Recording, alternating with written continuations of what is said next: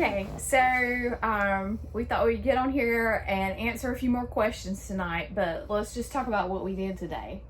So we went to the Ark, and first of all, I had said yesterday on the video that I didn't think the noise was going to be too bad here because you can hear the road. The interstate is to my left, and there's a train to the right, and so all night I could hear the interstate and the trains, and the train blew its whistle even when even at night, even after midnight they were blowing the whistle.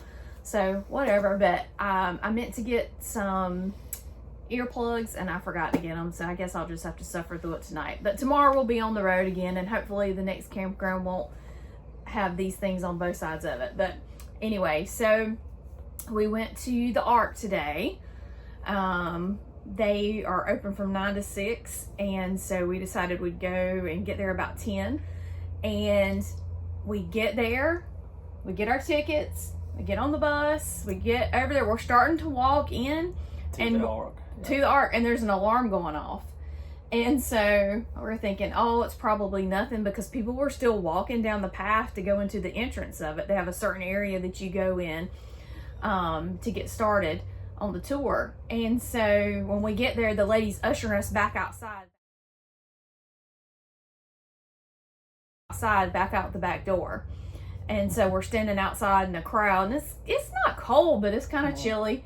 And fire trucks come, but I guess it was a false alarm, nothing, because we never saw any smoke or fire. And by the time we started working our way to another area where we could walk around and see the things outside, the attendants told us that we could come back in. So we started, and it was pretty crowded. We did a couple of floors, and then we went back outside and we had lunch, and they have a buffet there, and it's pretty reasonable. How much was it? 20 a head. 20 a person, and the food was really good. What was your favorite food that you ate? It was all good. I couldn't understand how they had everything seasoned good, and it was a full bar, so whatever you wanted they had. Yeah, I thought it was good. I think they had all kinds of things, but the orange chicken was my favorite, and then they had Brussels sprouts. I love Brussels sprouts, and so they were like really good. Mm-hmm. But Mitchell had some dessert, and it looked pretty good. Yep. And so it's all you can eat. You just get a clean plate every time. All you can drink. They had a Coke products, and so like I said, it was really good. So we had been several years ago with the kids to the Ark, and like I had told you yesterday. So I was thinking, and Mitchell said the same thing. We were having supper tonight, and we were talking about it, and we thought that they had more things to read. There's a lot to read, don't get me wrong, but we were thinking that there was even more in the exhibits to read.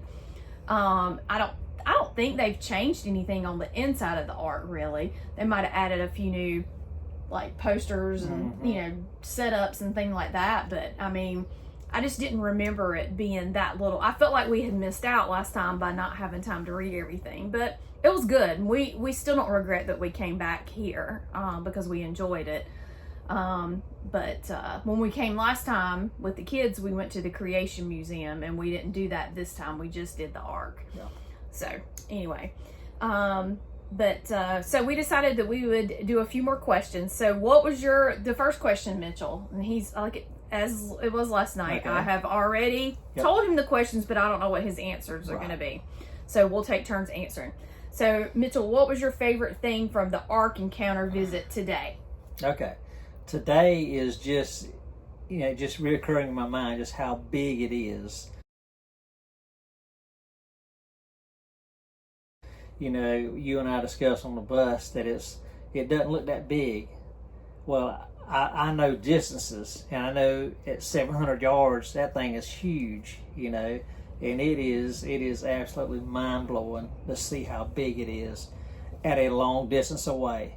Now when you get up close to it, it's even larger, because people in front of it look like ants. So it is just amazing that it was able to be constructed like that, and just how huge it is.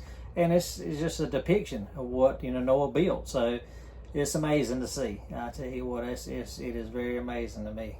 Yeah. So today, the thing that stood out to me was they talk about how the flood grew the Grand Canyon and caused the Ice Age and things like that. But going back to the Grand Canyon, I took several pictures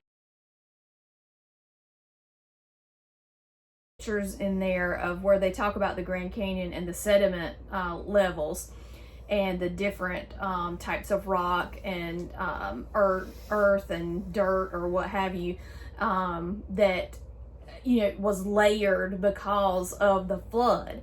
And so we're actually going to the Grand Canyon, so I'm hoping to kind of be able to look at some of the stuff I took some pictures of today and compare it to what we see when we're there. Yeah. So I thought that was pretty cool today. That was probably my favorite thing. Absolutely. All right, so the next question is kind of changing tracks. We're not talking about what we did today. We're just asking some general questions. Okay, so Mitchell, what would you say our favorite inside joke is?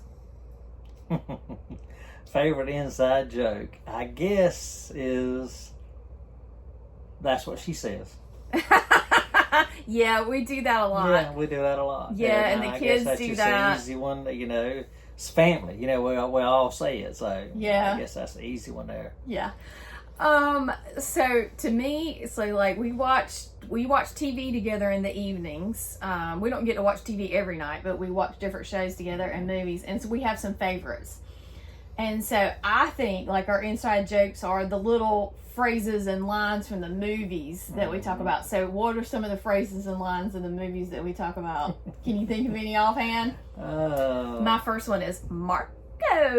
I got you. Yep. Yeah, Wild Hogs, baby. That's a good one. Yeah, that's a good one. Okay. Yeah. We said one today from the Bourne movies. The Jason Bourne movies. So figure it out.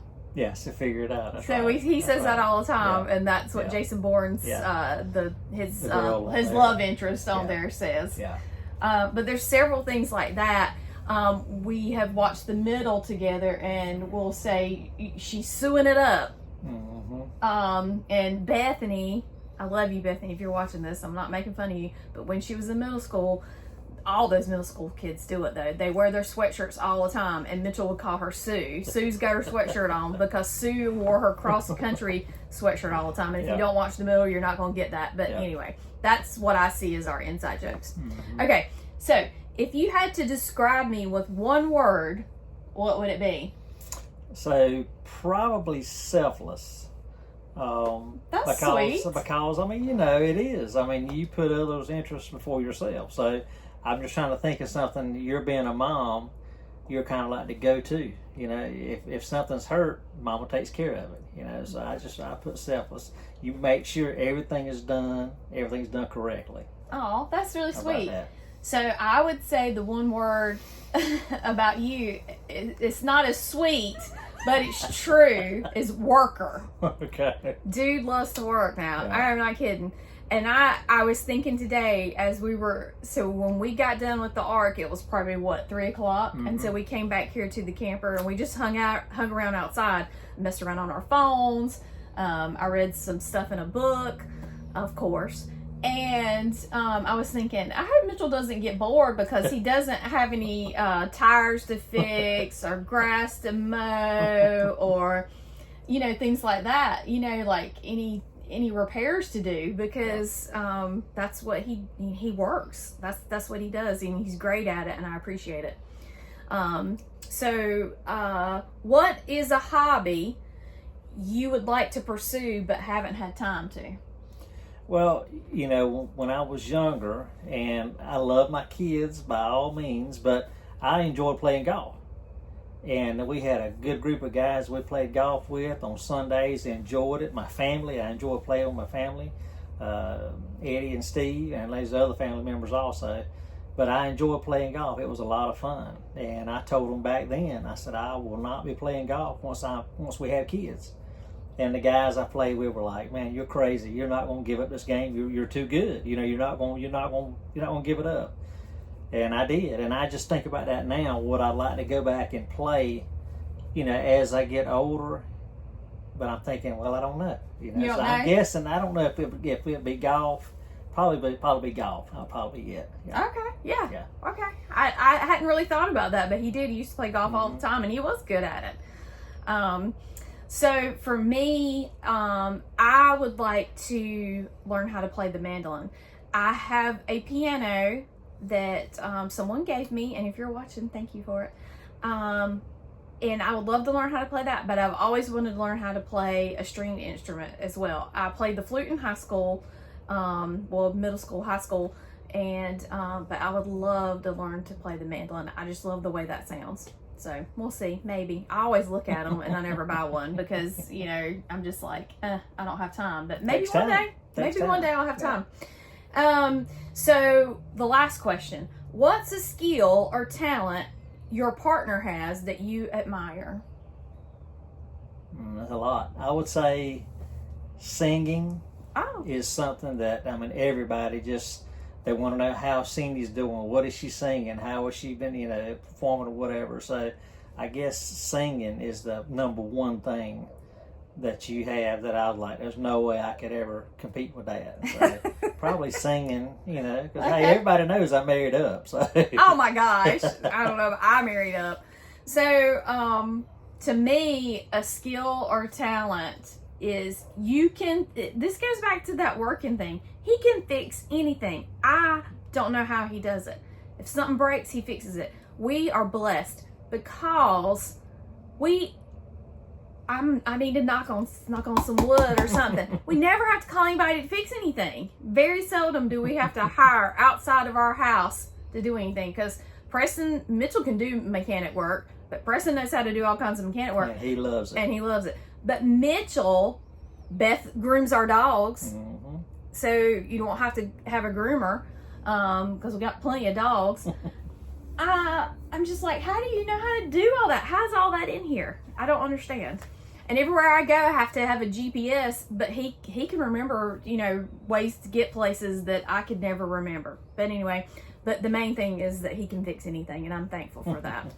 So tomorrow we'll get back on the road. I'll let you know where we're going when we get there. We know where we're going, but it'll be a surprise. We can tell you nothing super exciting, I don't think. But anyway, but we'll check in tomorrow night. But a little bit of ride ahead of us. Yeah, we got an 8 hour, little over 8 hour drive tomorrow. So, and it'll probably take us a little while. We'll probably have to stop on the way and eat and things like that. But anyway, but we'll see you tomorrow. Bye. Good night.